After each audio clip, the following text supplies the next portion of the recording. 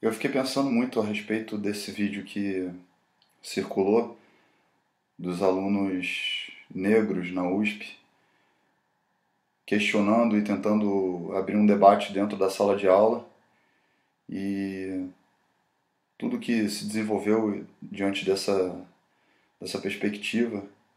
E fiquei me perguntando assim, como é que eu, branco, que nasci numa família de classe média, que sempre estudei em escolas particulares, que tive meu pai que, sim, de fato trabalhou muito, assim como minha mãe, que teve tempo para poder me dar atenção e cuidar das minhas tarefas de escola e tudo mais.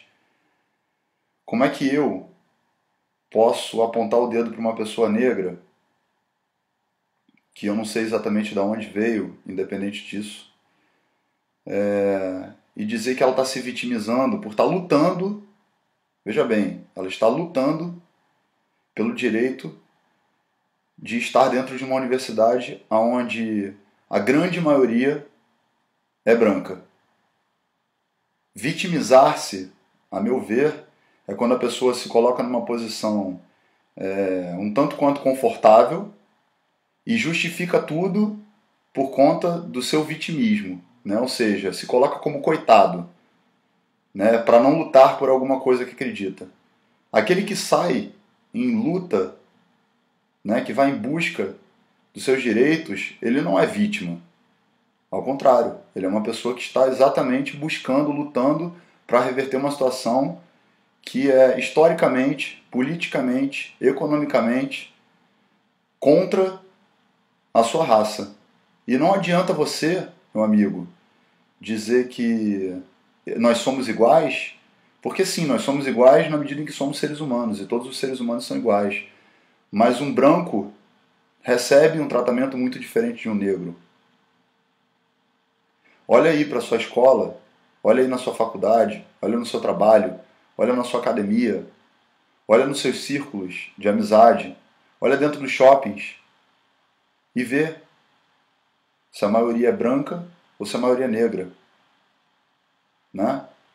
Então, assim, os negros sempre foram e continuam sendo marginalizados dentro da sociedade. Isso é um fato. Isso é um fato. Se você for numa periferia, se você for numa comunidade, se você for em lugares onde as pessoas são mais pobres, você vai ver muito mais negros do que brancos. E isso tem um motivo histórico, né? A raça negra foi escravizada, a raça negra foi explorada. Pelos próprios negros também? Sim, pelos próprios negros também. Quem estudou a história sabe. Mas principalmente pelos brancos. Foi tirada lá da África, levada pelo mundo inteiro para ser mão de obra, escrava. E quando não interessou mais aos donos de engenho, por conta do comércio ou porque precisavam de dinheiro, eles simplesmente libertaram os negros e não deram condição nenhuma para que os negros pudessem se desenvolver e pudessem desenvolver uma sociedade que desse exatamente a igualdade que todos nós pregamos.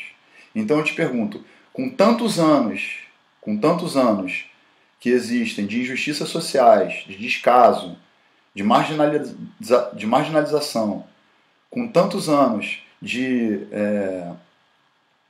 onde a população negra foi renegada, né, a um status na sociedade onde falta tudo, como é que eu posso apontar o dedo para alguém da raça negra e dizer que ela está se vitimizando quando ela está lutando pelos seus direitos? É muito confortável para quem é criado por uma família, para quem tem condição, para quem tem dinheiro, para quem tem uma casa, para quem tem um pai e uma mãe que trabalham, ser contra cota para negros. E aí você fala, mas existem brancos também pobres. Existem e existem cotas sociais também. Mas ser contra as cotas para negros é uma coisa a se pensar. É uma questão interessante a se pensar. Porque existe uma dívida histórica com a população negra. E isso é inegável. Qualquer pessoa que estudou o mínimo de história, qualquer pessoa que tem um mínimo de sensibilidade social, política, sabe que há uma desigualdade gigantesca, há uma justiça gigantesca com relação a isso. Então, assim, esse discurso do rapaz que filmou, ou que estava ali dentro da sala de aula, não sei exatamente quem é que estava discursando, porque não aparece no vídeo, é um discurso muito confortável. É só estudar, estuda e passa.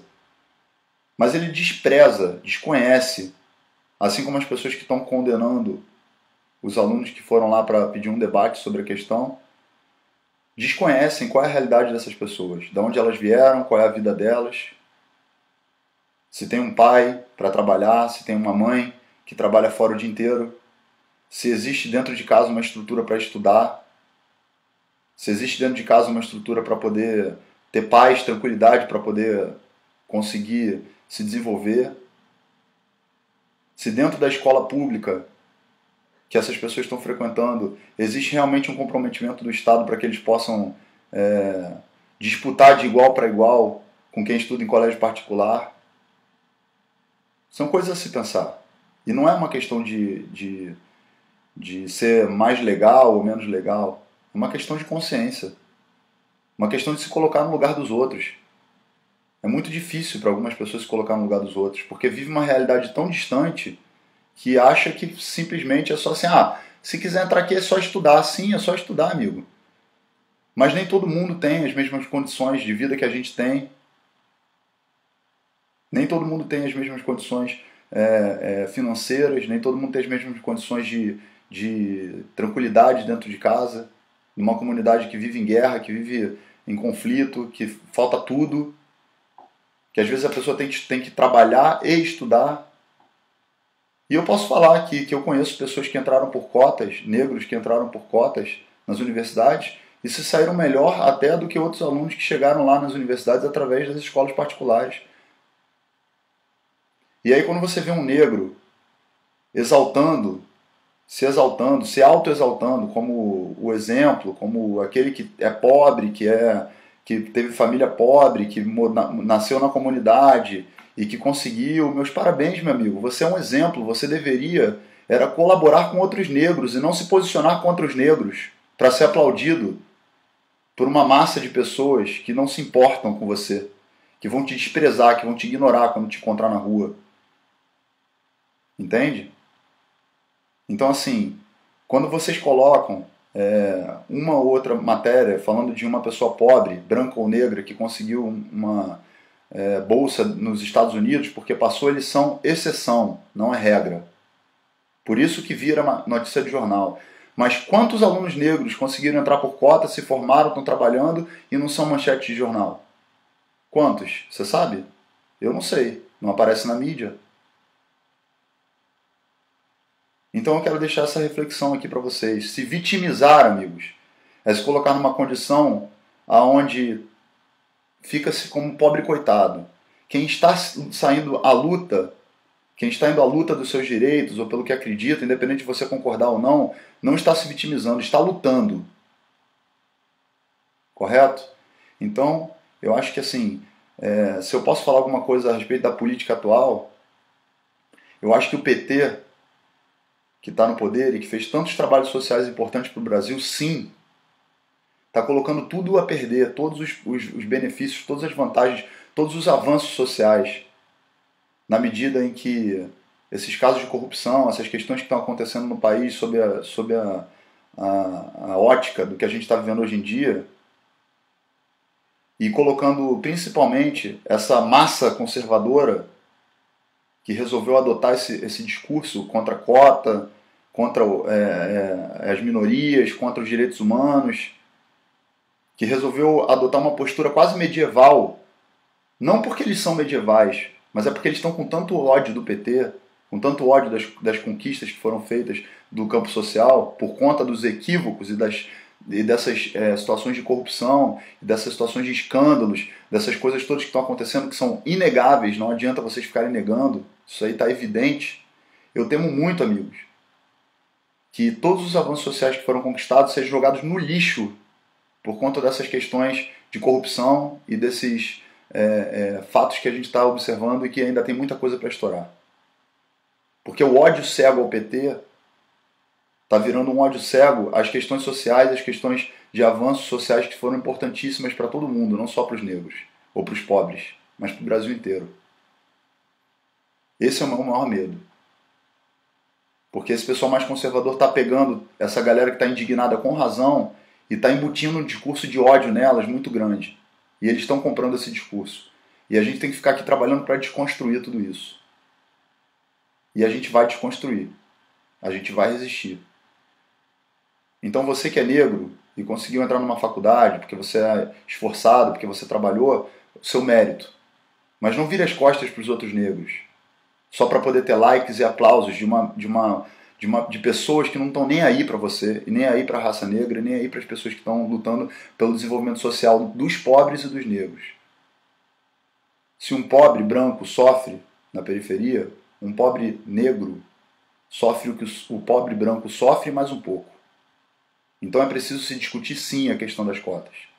É preciso se discutir sim a igualdade de justiça social, principalmente. Para todo mundo. Se você disser que não, se você disser que você não se importa, se você disser que é simples, é só meritocracia e pronto, você é injusto. Você não sabe como é que as coisas são de fato. E eu posso falar porque eu cresci ao lado de um amigo meu, de uma família que me adotou, negro, e eu vi de perto, vivenciei com ele a diferença de tratamento que é dado a um negro e a um branco. Então olha aí na tua academia, na tua escola, na tua faculdade, você que é classe média alta, você que é rico, que tem privilégio na vida, porque trabalhou, conquistou, e veja quantos negros tem. Conta.